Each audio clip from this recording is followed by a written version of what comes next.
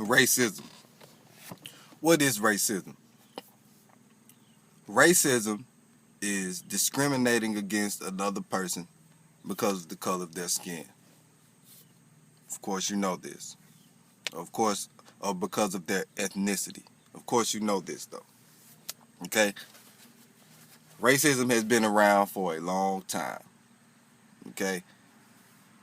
But just recently, in the George Zimmerman trial, it's been projected out in a totally new way. Because now you have where you can see what other people think. You know, you have the internet. You know, we can read other people's blogs and see how they feel about it.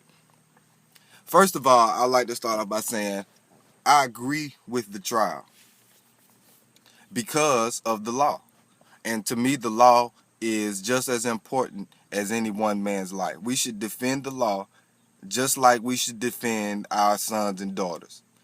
Okay? Because you don't want to be able to change the law to your liking when you see fit.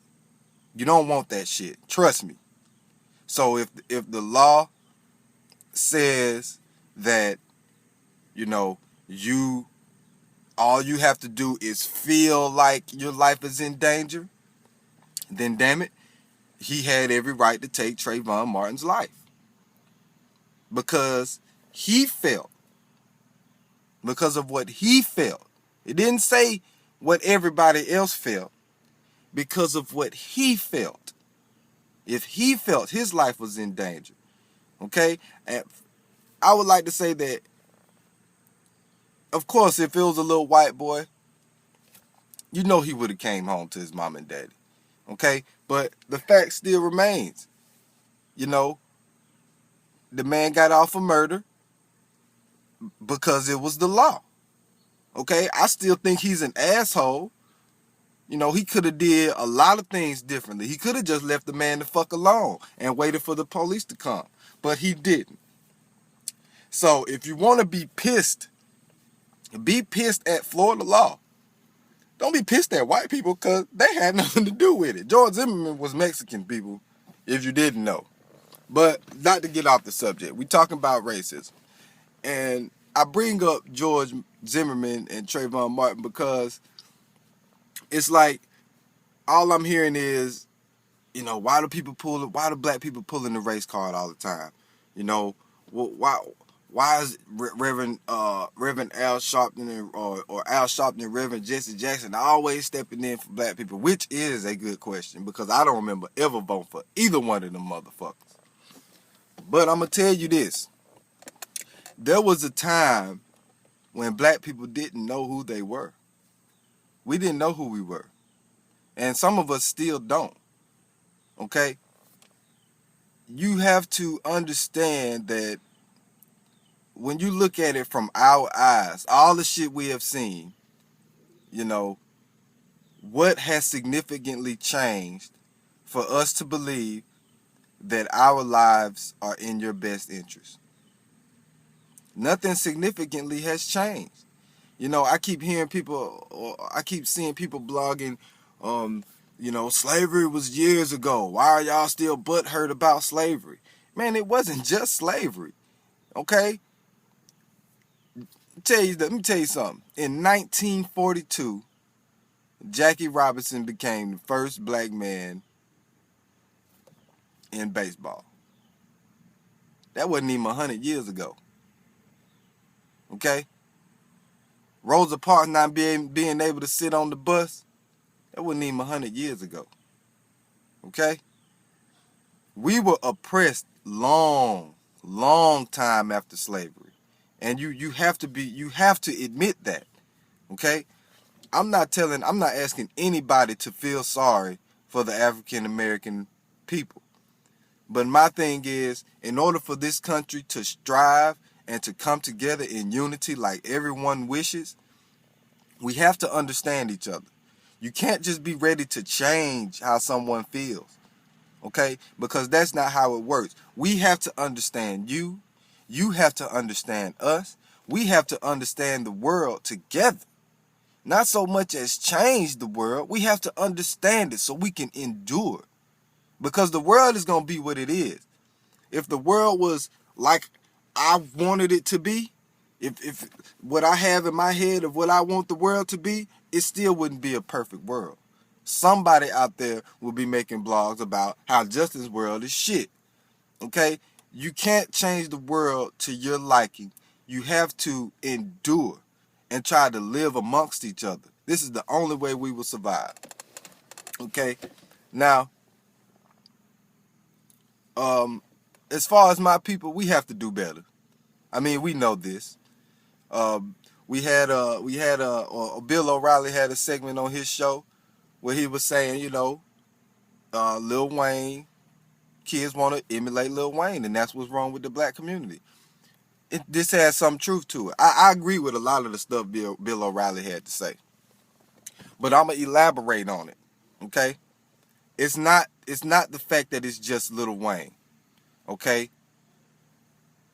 back in my day, all right, these are the guys that's rapping now. The people who were coming up back in my day. Okay, the OGs, they were getting locked up. They either getting locked up or dead. So you really had no one to preach to you that this is the wrong shit to do. Because we steady telling our kids, hey, 11-year-old, if you ain't a man till you kill somebody. And that's what these guys in Chicago, Birmingham, Detroit, all these gangsters thinking is you're not a man till you take somebody's life. Now, I'm going to tell y'all, face to face, man to man, that gangster shit is dead. Okay? It's killing our people. It's killing our people all because you want to be not Lil Wayne. You want to be what you think is a real nigga. Okay? Look, that shit is gone. Okay? There was a time where black people we didn't know who we were. So you had to have organizations to make you be proud of being black. Okay? We needed that. That's why I want white people to understand. At one point in time, we needed someone to say, hey, you black, your hair's nappy. Be proud of that shit. We needed that shit. Okay? Over the years, those feelings have shifted into something different. Because instead of being proud who we are getting too proud of ourselves. We have put ourselves on a pedestal higher than the rest. And this is not the way. This is not the way to get people to understand you. Okay? You have to look at yourself as a regular human being, just like everybody else in the nation. Okay? It's nothing that you are doing that somebody else hasn't done. Okay? It's nothing that you've been through that somebody else hasn't been through. Okay?